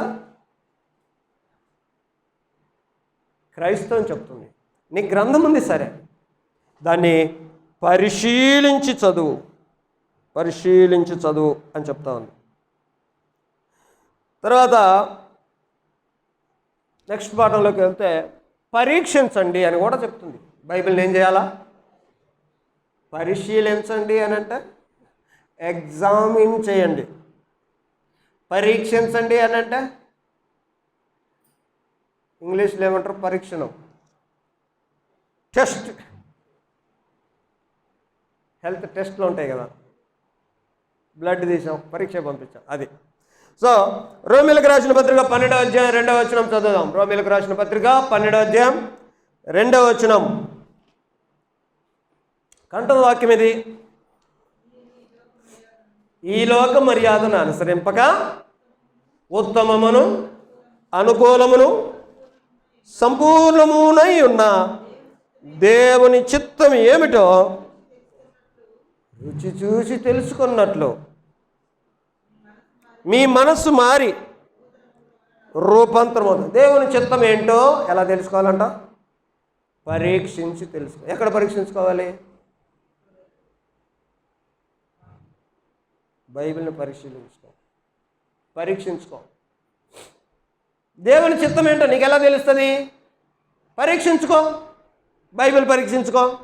ఇక్కడేమది చెప్పాడు, అక్కడేమది చెప్పాడు, ఆయనకేమేది చెప్పాడు, ఈయనకేమేది చెప్పాడు. పరీక్షించుకో, దేవుని చిత్తం ఏంటి ఓవరాల్గా ఎలా తెలుస్తుంది? ఇక్కడొక మాట, అక్కడొక మాట, ఇక్కడొక సూత్రము, అక్కడొక సూత్రం. బైబిల్ ఎలా చెప్తా ఉంది, నీకు ఎలా తెలుస్తుంది మరి ఓవరాల్గా ఆయన చిత్తం ఏంటో? పరీక్షించుకో. సో బైబిల్ నువ్వు పరీక్ష చేసుకుంటూ చదువుకుంటే నువ్వు రియల్ భక్తి చేస్తావు. అర్థమవుతుందా? తెస్సలోనిక పత్రికలో చెప్పింది, సమస్తమును పరీక్షించి మేలైన దానిని. సో నువ్వు భక్తి చేయాలి, క్రైస్తవ భక్తి చేయాలని అంటే నువ్వు పరీక్షించుకో. బైబిల్లో నేను ఇలా చేస్తున్నాను, ఒక ఆయన జాతకాలు చెప్తా ఉన్నాడు అంటే ఏదో ప్రవచనం చెప్తున్నాడు, నేను ఆయన దగ్గరికి వెళ్తున్నాను, రైటా రాంగా? ఆయనకి వెళ్తే ఆయన ఏదో నా పేరు చెప్పాడు, అబ్బా వేల మందిలో నా పేరు పిలిచాడని ఏమో ఎగురుకుంటూ పోయింది ఆడదాకా. అబ్బా ఆయన ఇచ్చే అరటిపండు నాకే దొరికింది అని అరటిపండు కోసం ఆడదాకా పోయింది. దేవుని చిత్తం ఏంటో పరీక్షించి తెలుసుకోండి అని అంటే మరి అరటిపండు గురించినటువంటి ఆ పరీక్షించుకునేది బైబిల్లో పరీక్షించుకో, తెలుస్తుందో లేదు, అరటిపండుకు పిల్లలు పుడతారో లేదో, ఆయన నీకు జరగబోయేయని చెప్తున్నాడో లేదో ఇక్కడ పరీక్షించుకో. అర్థమవుతుందా మీకు? భక్తి చాలామంది ట్రాప్లో పడిపోతున్నారు ప్రియులారా. మిమ్మల్ని మ్యానిపులేట్ చేసేటువంటి మీ మత నాయకులు కూడా చాలామంది ఉన్నారు, ట్రాప్ చేస్తున్నారు. సో సమస్తమును పరీక్షించి మేలైన దానిని చేపట్టండి. ఎక్కడ పరీక్షించండి? బైబిల్ పరీక్షించండి. మరి నీకుందిగా బైబిల్. ఇంకా ఏం చెప్తున్నాడు అని అంటే ప్రకటన గ్రంథం 2వ అధ్యాయం 2వ వచనంలో అక్కడ సంఘానికి చెప్తూ రాస్తా ఉన్నాడు. ఓ ఎఫెసు సంఘమా, నీ క్రియలను, నీ కష్టమును, నీ సహనమును నేను ఎరుగుదును. నీవు దుష్టులను సహింపలేవని అపోస్తలులు కాకయే తాము అపోస్తలుము అని చెప్పుకుని వారిని నీవు పరీక్షించి వారి అబద్ధికులు అని కనుగొన్నావు. వెరీ గుడ్ అన్నాడు. చూసారా, ఎఫెసీ సంఘాన్ని దేవుడు అభినందిస్తున్నాడు. ఎందుకు అభినందిస్తున్నాడు? అపోస్తులు కాకయే కొంతమంది వచ్చి మేమే అపోస్తులు అని చెప్తున్నారు. మరి ఈ సంఘం ఎఫెసీ వాళ్ళు వారు దొంగోళ్ళు అని ఎలా కనుక్కున్నారు? పరీక్షించి కనుక్కున్నారు. అంతేగాని వాళ్ళు చేసే మ్యాజిక్లన్నీ వీళ్ళు నమ్మి వాళ్ళంబడి పడిపోలా. ఏం కావాలి మరి? పరీక్షించుకోవాలి. అయ్యగారు చెప్పారు, ఆయన చెప్పాడు, ఈ నాయకుడు చెప్పాడు. నీకు గ్రంథం ఉంది, నువ్వు పరీక్షించుకో. ఇంకా యోహాను పత్రిక మొదటి పత్రిక 4వ అధ్యాయం 2వ వచనంలో మొదటి వచనం, ప్రియులారా, అనేకులైన అబద్ధ ప్రవక్తలు లోకంలోనికి బయలు వెళ్ళి ఉన్నారు కనుక ప్రతి ఆత్మను నమ్మక ఆయా ఆత్మలు దేవుని సంబంధమైనవో కావో పరీక్షించుకోండి. మీ ఇంటికాడికి వస్తుండే ఒక ఆయన, నిన్ను పడేస్తాను, నీ దెయ్యాలు పోగొడతాను, నీ ఇంట్లో గొప్ప కార్యాలు చేస్తాను. క్రైస్తవ బాబాలు వచ్చారు. బైబిల్ ఏం చెప్తుంది? నువ్వు సరైన భక్తి చేయాలంటే గుడ్డి భక్తి కాదు, సరైన భక్తి చేయాలంటే ప్రతి ఆత్మను నమ్మక ఆత్మ దేవుని సంబంధించిందో కాదో అని నీవు పరీక్షించుకో. మరి ఇవన్నీ పరీక్ష చేసుకోలేకపోతే వాళ్ళ మాయలో పడిపోతావు కదా. అందుకే కదా మిగతా వాళ్ళు గొర్రె అని ఎందుకు అంటున్నాడు మిమ్మల్ని? ఎందుకు ఎగతాళి చేస్తున్నాడు మిమ్మల్ని? పరీక్షించుకునేటువంటి జ్ఞానం లేక మనకి. ఓకే, సో ఇక్కడ ఏం చెప్తున్నాడు? పరీక్షించుకోవాలి అని అంటే కొన్ని మాటలు మాట్లాడుతున్నాం. దేవుని చిత్తం ఏంటో పరీక్షించుకోవాలి అని చెప్తున్నాడు. ఎవరు అపోస్తుల్లో ఎవరు అపోస్తులు కాదో పరీక్షించుకోవాలి అని చెప్తున్నాడు. ఎవరు దేవుని సంబంధించిన ఆత్మ కలిగిన వారో ఎవరు దేవుని సంబంధించిన వాళ్ళు కాదో పరీక్షించుకోండి. దేవుని సంబంధించిన వాళ్ళైతే దేవుని మాటలు చెప్తూ ఉంటారు. దేవుని సంబంధించిన దీని కొరకు వచ్చినాడు అనుకో, దేని గురించి చెబుతుంటాడు అన్నీ. మొన్న వాళ్ళు ఇన్ని ఇస్తే వాళ్ళకి ఇది జరిగింది, మొన్న వాళ్ళు ఎంత ఇచ్చారు వాళ్ళకి ఇది జరిగింది అని చెబుతాడు. వాడు ఏ సంబంధి? కాబట్టి ప్రతి ఆత్మను నమ్మొద్దు నువ్వు నిజమైన భక్తి చేయాలంటే. అర్థమవుతుందా? అంధభక్తులు కావద్దు. ఇంకా ఏం చెప్తున్నాడు అంటే, ప్రియులారా, తిమోతికి రాసిన మొదటి పత్రిక 3వ అధ్యాయం 10వ వచనంలో ఏం చెప్పాడు అంటే, మరియు వారు మొదట పరీక్షించబడవలను. ఏం కావాలి? పరీక్షించబడాలి. ఎవరు అని అంటే పరిచారకులు. సంఘంలో పరిచారం చేయడానికి ఎన్నుకోవాలన్నా కూడా వీళ్ళని పరీక్ష చేసి ఓకే అనుకుంటేనే పరిచారకులుగా పెట్టాలా బైబిల్ చెప్పేది. పరీక్షించకుండా ఎవరిని పడితే వాడిని పరిచారకులుగా పెడితే రైట్ కాదు కదా. కాబట్టి సరైన భక్తి చేసే వాళ్ళు పరీక్షించుకునే వారిగా ఉండాలని చూస్తూ ఉన్నాం. వీళ్ళారా, ఇంకా ఇవి వేరే వాళ్ళను, అపోస్తలను, వేరే ఆత్మ పేరట వచ్చే వాళ్ళని పరిచారం, అది బయట వాళ్ళను పరీక్షించుకునేది. మరి మనల్ని మనమే కూడా పరీక్షించుకోవాలి కదా. ఇదే విషయాన్ని కొరింథీయులకు రాసిన 2వ పత్రిక 13వ అధ్యాయం 5వ వచనంలో, కొరింథీయులకు రాసిన 2వ పత్రిక 13వ అధ్యాయం 5వ వచనంలో ఉంటుంది. ఏముందనంటే, మీరు విశ్వాసము గలవారై ఉన్నారో లేదో మిమ్మును మీరే శోధించుకొని చూసుకోండి, మిమ్మల్ని మీరే. సో ఈ పరీక్ష బయట వాళ్ళని పరీక్షించడమే కాదు, నిన్ను నీవు కూడా పరీక్ష చేసుకో. నువ్వు నువ్వు నమ్మిన విశ్వాసం రైటేనా? విశ్వాసమేనా? నీ విశ్వాసం కరెక్టేనా? విశ్వాసాన్ని పరీక్షించుకోండి అని బైబిల్ చెప్తా ఉంది. తర్వాత ప్రతివాడు తను తాను పరీక్షించుకోవాలి అని మనం రొట్టె తీసుకునేటప్పుడు అది వింటూ ఉంటాము. గలతీయులకు రాసిన పత్రిక 6వ అధ్యాయం 4వ వచనంలో ఏం చెప్తుందంటే, ప్రతివాడును తాను చేయు పనిని పరీక్షించుకునే వలన. ఏనండి, ఏదో పని చేస్తున్నావు, చర్చిలో పని, ఏదో భక్తి పని, భక్తి పేరట పని, దేవుని కొరకు ఏదో చేస్తున్నాం. చేసే పనిని పరీక్షించుకో. ఏది పడితే చేయగాక. ఏమన్నానంటే అయ్యగారు చెప్పారంట. అయ్యగారు చెప్పారు కాదు, నువ్వు చేసే పని రైటేనా రాంగా పరీక్షించుకునేటువంటి ఆ అలవాటు ఉంటే అంధభక్తులం కాం మనం. బైబిల్ చెబుతుంది మీ పనిని పరీక్షించుకోండి. యోబు గ్రంథం 34వ అధ్యాయం 3వ వచనం.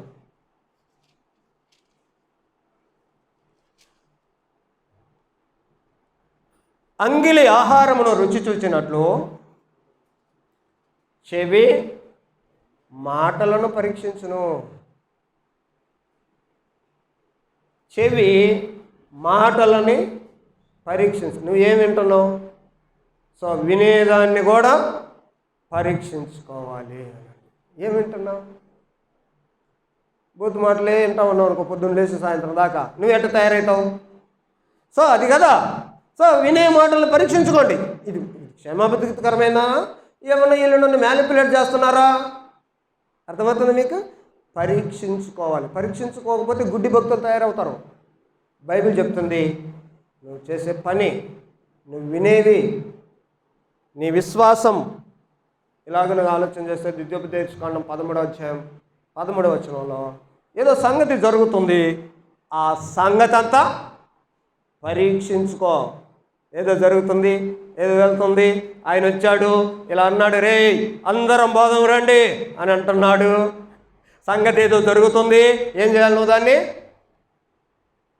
పరీక్షించుకో. పరీక్షించుకోకపోతే అందరు వెళ్ళిన ఆ తోమలు వెళ్ళిపోతాం. సో క్రిస్టియన్స్గా మీ మనోనేత్రం వెలిగింపబడి 2 చెప్పాను, 3 చెప్పాను, తర్వాత పరిశోధించండి. వీటికి ఇంగ్లీష్ పదాలు చెప్తే మీకు బాగుంటుంది కదా. అబ్జర్వ్ చేయండి, మీ భక్తిని అబ్జర్వ్ చేయండి, మీ భక్తిని ఎగ్జామిన్ చేయండి, మీ భక్తిని టెస్ట్ చేసుకోండి. ఎస్ సార్ నో ఉందా లేదా. మీ భక్తిని పరిశోధించండి, అంటే రీసెర్చ్ చేయండి. మనం చేస్తున్న భక్తి రీసెర్చ్ చేయాల్సిన భక్తి, గుడ్డి భక్తి కాదు. దీనికి సంబంధించిన కొన్ని మాటలు చదువుదాం. అపోస్తల కార్యములు 17వ అధ్యాయం 11వ వచనంలో బెరయా సంఘం గురించిన మాట. వీళ్ళు ఏం చేస్తున్నారు? అపోస్తల కార్యములు 17వ అధ్యాయం 11వ వచనం.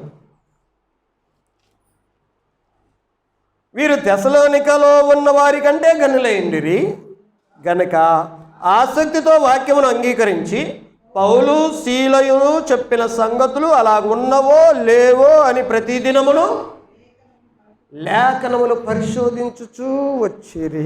ఎందుకు వారు గనులయ్యారు అని అంటే వాళ్ళు పరిశోధించారు అని అంటే ఈ 3 కాదు, మీరు అర్థం చేసుకోండి. గ్రహించడము, పరిశీలించడము కాదు. పరిశోధించడం అంటే ఇంకా లోతైన అర్థం, అది పరిశోధించడం, రీసెర్చ్ చేయడం. సో బెరయా వాళ్ళు ఎందుకు గనులయ్యారు అని అంటే వాళ్ళు ఈ లేఖనాలని పరిశోధించిరి. బైబిల్ చెప్తుంది నీ భక్తి పరిశోధిస్తూ చెయ్యి. బాబన్న చెప్పాడు, అయ్యగారు చెప్పారు, మా సంఘ సిద్ధాంతం ఇలాగుంటుంది అని కాదు. నువ్వు పరిశోధించు. అంధభక్తులు కావద్దు, అయ్యగారు లంబడి పడిపోవద్దు. బైబిల్ పరిశోధించు. నీకు రైట్ అనిపిస్తుందా? పరిశోధించు అని బైబిల్ చెప్తుంది. ఇది ఏం పరిశోధించాలి? పరిశోధించు. మరి బైబిల్లో ఏదో ఒక వచనం ఉంది, దాన్ని పరిశోధించాలి. పేతురు రాసిన మొదటి పత్రిక 1వ అధ్యాయం 11వ వచనంలో, పేతురు రాసిన మొదటి పత్రిక మొదటి అధ్యాయం 11వ వచనం, 10, 11 కలిసి ఉన్నాయి, చదువుతున్నాం. మీకు కలుగు ఈ కృపను గురించి ప్రవచించిన ప్రవక్తలు ఈ రక్షణను గురించి పరిశీలించుచు తమ యందున్న క్రీస్తు ఆత్మ, క్రీస్తు విషయమైన శ్రమల గురించియు వాటి తర్వాత కలగబోవు మహిమలను గురించియు ముందుగా సాక్ష్యం ఇచ్చినప్పుడు ఆ ఆత్మ ఏ కాలమును ఎట్టి కాలమును సూచించుచూ వచ్చనో దానిని విచారించి పరిశోధించిరి. బైబిల్లో ఒక వచనం ఉంది, అది ఎవరు రాశారు, ఎందుకు రాశారు, దాని బ్యాక్గ్రౌండ్ ఏంటి, ఆ మాట మనకేం చెబుతుంది, అది ఎవరి గురించి రాసింది, అది ఎప్పుడు రాసింది, అది నాకు సంబంధించిందేనా? ఇలాంటి పరిశోధన లేకపోతే ఎన్నో విషయాలు బైబిల్లో ఇది నాకేయాలనుకుంటాం, ఏదేదో చేస్తుంటాం. ఏమంటారు, ఉన్నారా లేరా ఇలాంటి వాళ్ళు? ఏదో ఒక వచనం తీసుకునేది, ఇంకా దాని చుట్టూ కథ అంతా అల్లేసి. నిజమేది, దేవుడు నీకు తోడు ఉండును చెప్పాడు బైబిల్లో. ఎవరికి ఉంటాడు తోడు? కాబట్టి నేను మిమ్మల్ని పంపిస్తున్నా, మీరు వెళ్ళండి, అనేకులను శిష్యులుగా చేయండి, యుగ సమాప్తి వరకు నేను మీకు తోడై ఉంటానని ఆయన చెప్తే, అది తీసుకొని దేవుడు నాకు తోడై ఉంటానన్నాడు. అందరికి తోడు ఉంటాడా? ఏం పనిలే ఆయనకి. సో ఆ మాట ఎందుకు చెప్పారు, ఎవరికి చెప్పారు, అసలు నీకు సంబంధించిందా? ఆ విషయాన్ని ఏం చేయాలి? మనం పరిశోధించాలి. ఆ విషయాలు పరిశోధించారు బెరయ్య వాళ్ళు. పరిశోధించకపోతే గుడ్డి భక్తులు తయారవుతారు. ఇంకేం చెప్తుంది అని అంటే, ఎజ్రా గ్రంథం 7వ అధ్యాయం 10వ వచనంలో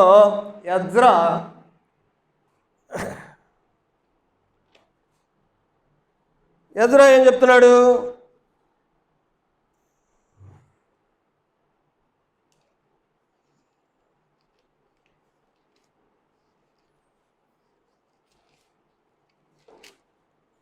కొత్త బైబిళ్ళు కొనుక్కున్న వాళ్ళకి ఇబ్బంది ఏమో కదా.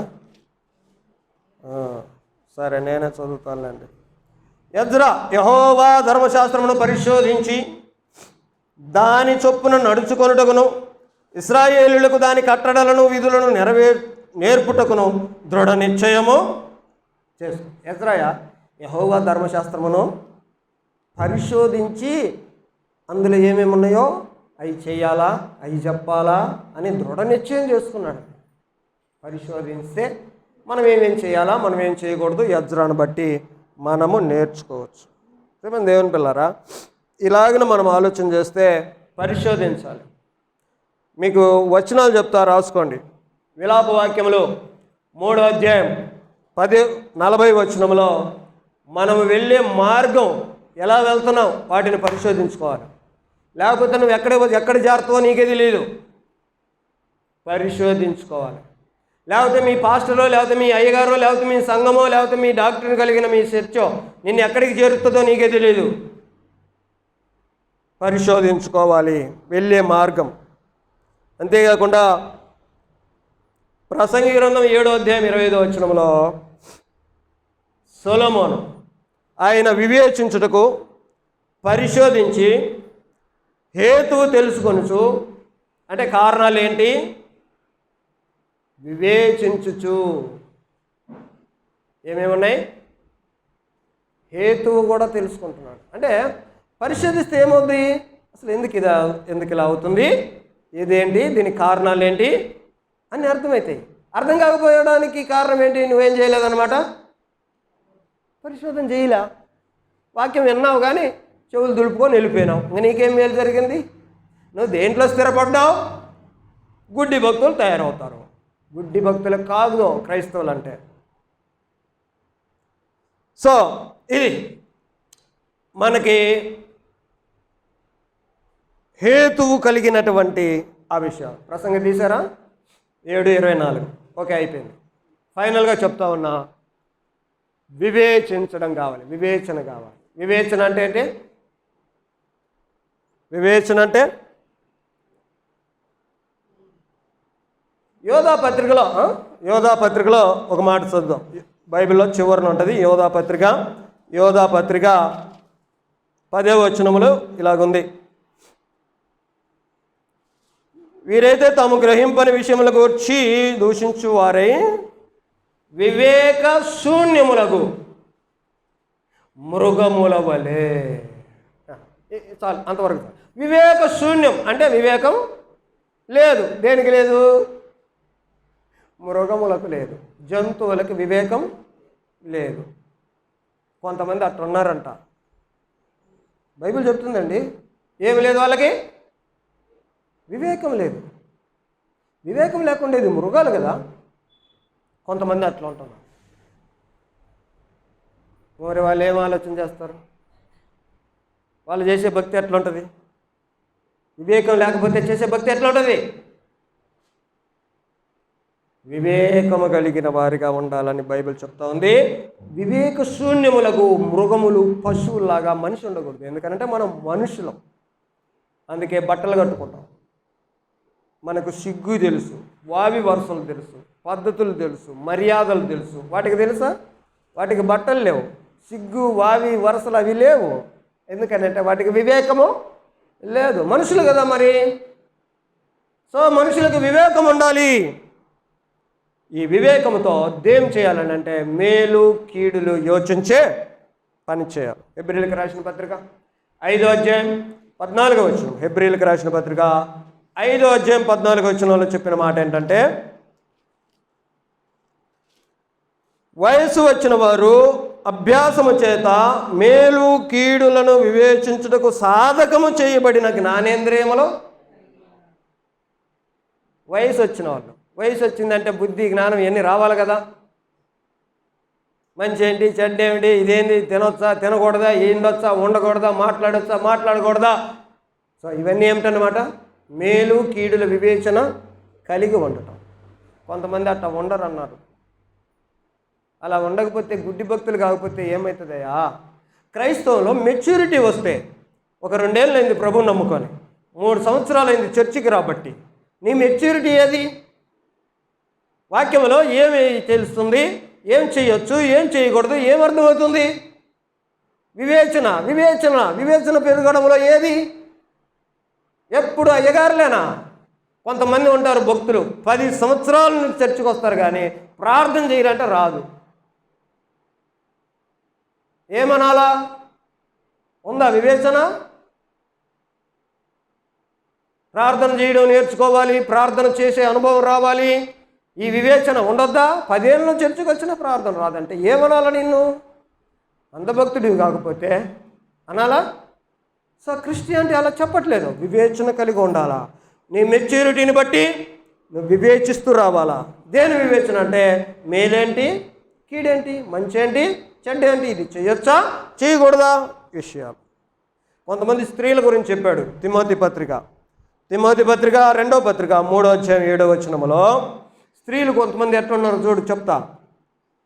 వీళ్ళు పాపభరితమైన నానా విధములైన దురాశన వలన నడిపింపబడి ఎల్లప్పుడూ నేర్చుకొనుచున్నాను, సత్య విషయమైన అనుభవ జ్ఞానం ఎప్పుడూ పొందలేని అవివేక స్త్రీలు అని అన్నాడు. రోజు చర్చికి వస్తారు, ఎప్పుడు ప్రార్థన పెట్టినా కూడుకుంటుంటారు, కానీ సత్య విషయమైన అనుభవ జ్ఞానంలోనికి ఎప్పుడూ రారు అంటున్నాడు. వీళ్ళు అంధభక్తులు కాకపోతే ఏంటి మరి? ఏమి లేదు వీళ్ళకు, ఏమి లేదు, వివేచన లేదండి. అరే మేము వెళ్తున్నాం, మేము చర్చికి వెళ్తున్నాం, పాస్టర్ వాక్యం వింటున్నాం, ప్రతి గుడికి వెళ్తున్నాం, ఏ గృహ గుడికి పెట్టినా వెళ్తాం, ఏ సువార్త గుడికి పెట్టినా వెళ్తాం, ఏ మీటింగ్ పెట్టినా వెళ్తాం, ఏ పాస్టర్ చెప్పినా వింటాం, కానీ సత్యం గురించిన అనుభవ జ్ఞానంలోనికి ఎప్పుడు అలా ఉండకూడదండి. ఇట్లున్నారు కొంతమంది అని బైబిల్ చెప్తుంది. అలా ఉండొద్దు, వివేచన కలిగి ఉండాలి. వచ్చావు, ఈ వారం వచ్చావు, నెక్స్ట్ వీక్ ఏంటి నీ ప్రోగ్రెస్ ఏంటి? ఏం అర్థమైంది నీకు?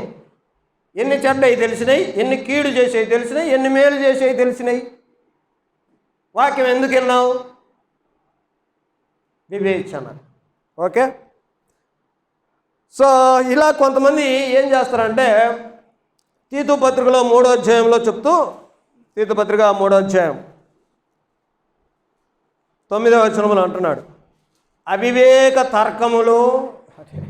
ఏమి లేదు, ఇది ఎలాంటి తర్కములు అంట? తర్కం అంటే వాదించుకోవడం, నీకు నాకు వాదన.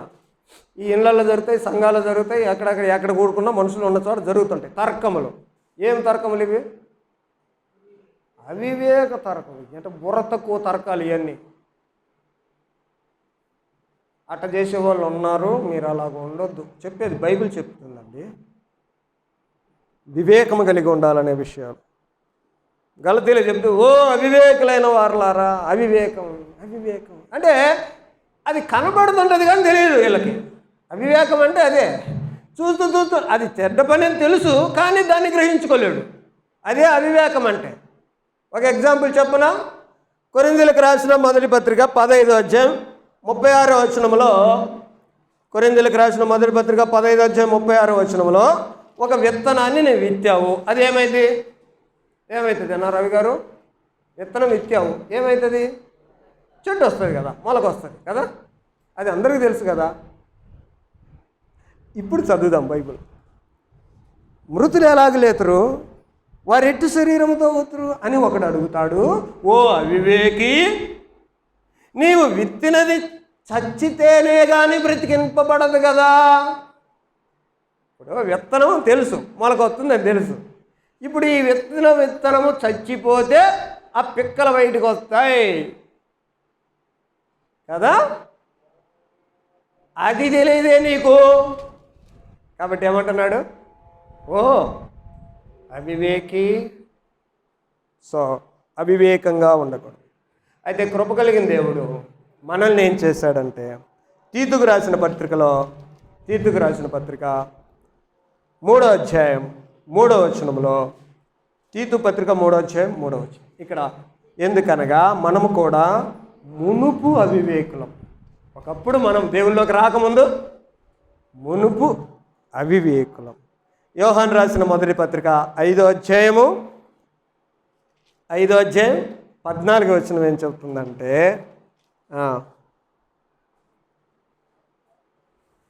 ఆయనను బట్టి మనకు కలిగిన ధైర్యం ఏదనగా, ఆయన చిత్తానుసారముగా మనం ఏదడిగినా ఆయన మనవి. ఒకప్పుడు అట్టటోళ్ళమండి, వివేకం లేకుండా ఉన్నాం. దేవుని దగ్గరికి వచ్చాం, మనకు ధైర్యం ఏంటి? అయ్యా నాకు ఇది ఇవ్వయ్యా అని అడిగితే ఇస్తాడు. కాబట్టి వివేకం కావాలంటే ఇస్తాడు, అది మన ధైర్యం. ఓకే. ఫిలిప్పీలకు రాసిన పత్రిక 1వ అధ్యాయం 9వ వచనంలో, ఫిలిప్పీలకు రాసిన పత్రిక 1వ అధ్యాయం 9వ వచనంలో, మీరు శ్రేష్టమైన కార్యములను వివేచింపగలవారు అవ్వాలి. సో మన వివేచన ఉండాలంటే బెస్ట్ చేయటానికి వివేకం కలిగి ఉండాలి.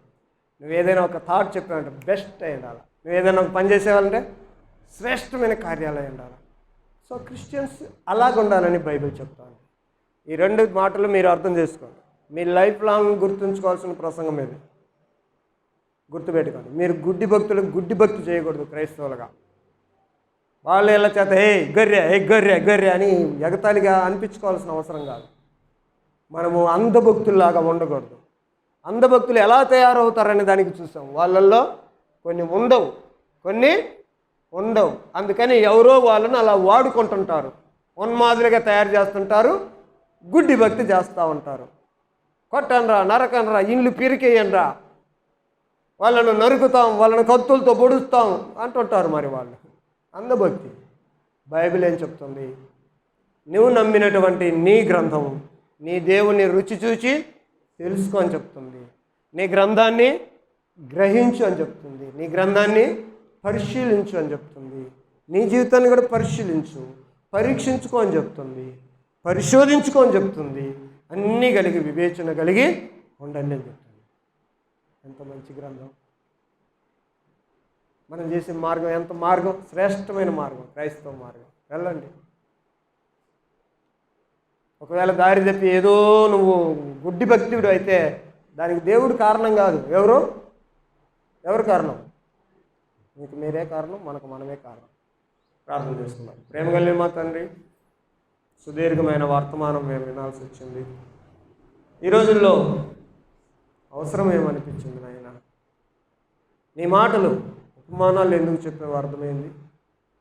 వాటిని ఎక్సర్సైజ్ చేయడానికి, వాటిని టెస్ట్ చేయడానికి, వాటిని ఎగ్జామిన్ చేయడానికి, వాటిని రీసెర్చ్ చేయడానికి కృప చూపించండి అయ్యా. మాకు ఆ వివేచన ఉంది. మేమేం చేస్తున్నాం, ఏం చేయకూడదు, మేలేంటి, కీడేంటి, ఈ వివేచనతో కూడిన భక్తి చేయగలగడానికి, శ్రేష్టమైన కార్యాలు మా ద్వారా జరగగలగడానికి సహాయం చేయమని ఈ వర్తమానమైన నీ పిల్లలందరూ తమ మనోనేత్రాలు వెలిగింపబడి నీ ఎదుట యథార్థమైన భక్తి చేయవారిగా ఉండటానికి కృప చూపించమని యేసుక్రీస్తు నామములో ప్రార్థిస్తున్నాము తండ్రి. ఆమెన్.